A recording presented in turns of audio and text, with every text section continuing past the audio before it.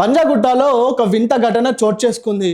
అసలు ఈ ఘటన విన్న తర్వాత రోజు రోజుకి ప్రపంచం ఏ మూలగా వెళ్తుందో అర్థం కాని పరిస్థితి. అయితే చార్మినార్‌కి సంబంధించిన ఇద్దరు భార్యాభర్తలు పంజాగుట్ట సమీపంలోని ఒక ప్రైవేట్ హాస్పిటలా మరి గవర్నమెంట్ హాస్పిటలా తెలియదు గానీ గత 6 నెలల కింద వాళ్ళకి కవల పిల్లలు పుట్టారు. ఈ కవల పిల్లలు పుట్టిన తర్వాత వాళ్ళు హాస్పిటల్ నిమిత్తమై పంజాగుట్ట సమీపంలోని ఒక హాస్పిటల్‌కి వాళ్ళు వస్తూ ఉంటారు.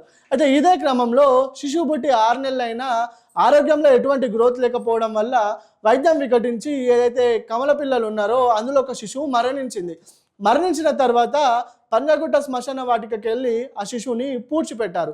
ఈ పూడ్చిపెట్టిన క్రమంలో అక్కడున్న శ్మశాన వాటిక సిబ్బంది నిరాకరించారు.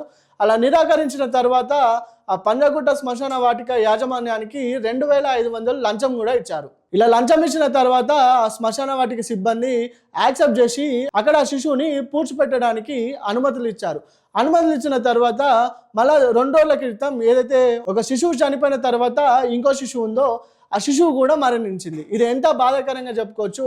ఆ శిశువు మరణించిన తర్వాత కూడా అదే శిశువుని పంజాగుట్ట శ్మశాన వాటికకి తీసుకొచ్చి అదే ఏదైతే ఆ ఫస్ట్ బాబుని పూడ్చిపెట్టారో అదే ప్రదేశంలో పూడ్చిపెట్టడానికి వాళ్ళు వచ్చారు. అయితే అక్కడ తవ్వి చూడగా ఏదైతే గతంలో వీళ్ళు పూడ్చిపెట్టిన ఆ బాబు మృతదేహం అనేది అక్కడ కనిపించలేదు.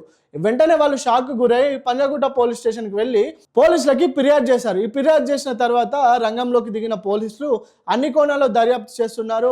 మరి మొదట పూడ్చిపెట్టిన మృతదేహం ఎక్కడికి వెళ్ళిందని తల్లిదండ్రులు అయితే డిమాండ్ చేసినారు. పోలీసులు అయితే సీసీ కెమెరాలు అలాగే శ్మశాన వాటిక సిబ్బందిని కూడా ప్రశ్నిస్తున్నారు. అయితే మరి ఏదైనా క్షుద్ర పూజ నిమిత్తం ఆ శిశువుని దొంగలించారా, లేకపోతే స్థానికంగా ఉండే కుక్కలు కూడా ఆ మృతదేహాన్ని తీసుకొని వెళ్ళిపోయాయా? మరి ఈ విధంగా అంటే బ్యాంకులో ఉన్న డబ్బులు పోతాయి, అలా వస్తువులు పోతాయి. ఇప్పుడు మృతదేహాలు కూడా పోవడం తెలంగాణలో చర్చనీయాంశంగా మారిందని చెప్పుకోవచ్చు.